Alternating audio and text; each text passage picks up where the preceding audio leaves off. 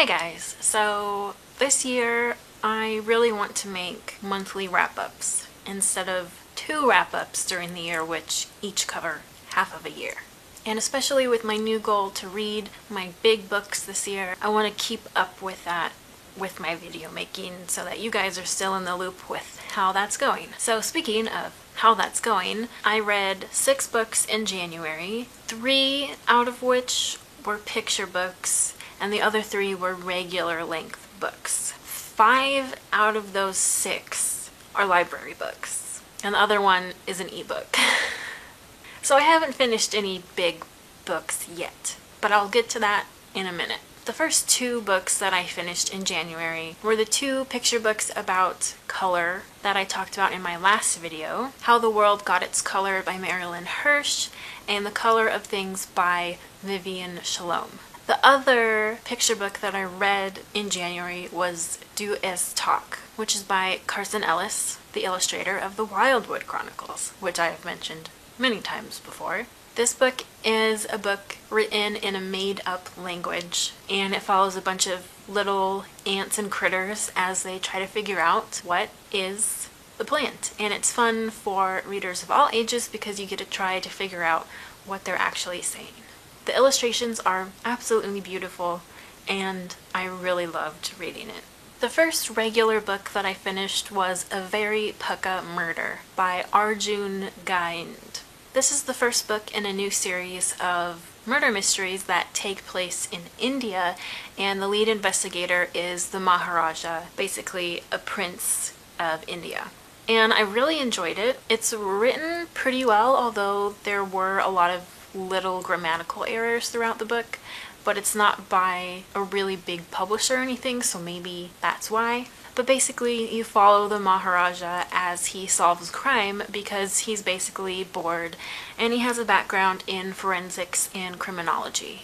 I ended up rating it 4 stars. The next regular book that I finished is Falling Together by Marissa de los Santos, and this is the only book I already owned, even though it was an ebook. But as I am trying to read diversely through the ebooks that I have, this is the first one that I finished of those. And I had read another book by her previously, and it was kind of just a cute contemporary romance, so I expected the same from this, but it kind of turned out almost to be a mystery as well.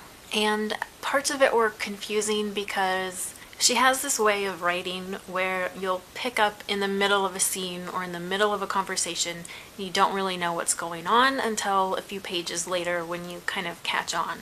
But it kind of got easier to follow along throughout the book, and I ended up giving it 3.5 stars with an official rating of 4 stars on Goodreads. And the last regular book that I finished in January was The Princess Diarist by Carrie Fisher. I had put this book on hold at the library as soon as she died, really, because I wanted to learn more, and she wrote about the affair that she and Harrison Ford had while on set for the first Star Wars movie. And I really enjoyed it. It only took me about 4 hours to read, and I would really recommend it to anyone who was a fan of Carrie's or of Star Wars and wants to know a little bit of the juicy gossip from behind the scenes. So you will notice that none of those books are big books that were already on my shelf. But I did start reading The Stand by Stephen King. And as you can see from my bookmark here, I am about 150 pages in, and I have about 1,100 pages more to go, I think. So it's gonna take me a while, but I'm hoping to finish it in February and start my next biggest book. And as far as how reading big is going so far this year, it's honestly about how I expected. It's not what I was hoping for, but really I'd be happy if I read like 6 really big books, because these first books are really huge. So I think as this project continues, I'll start going through them faster and faster. But I think just reading even one of these is a pretty significant accomplishment. And I'm definitely not giving up, and I will forge ahead. It just might take a little bit of extra concentration on it. Although I did work several extra shifts the last half of January, and February is looking to be pretty regular, so hopefully I will have some more time to devote to reading the big books.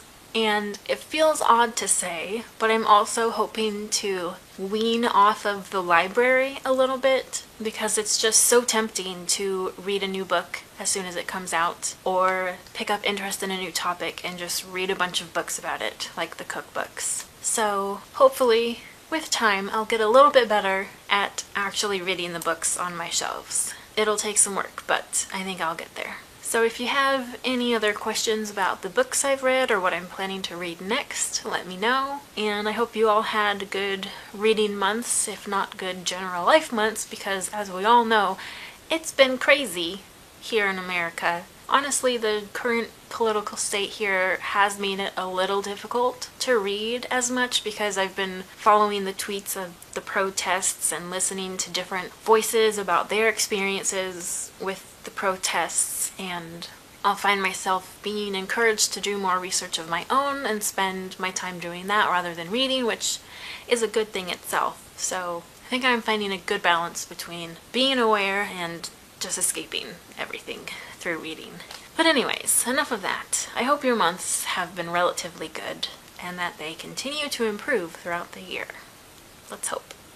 As always, thanks for watching, and I will see you next time. Bye.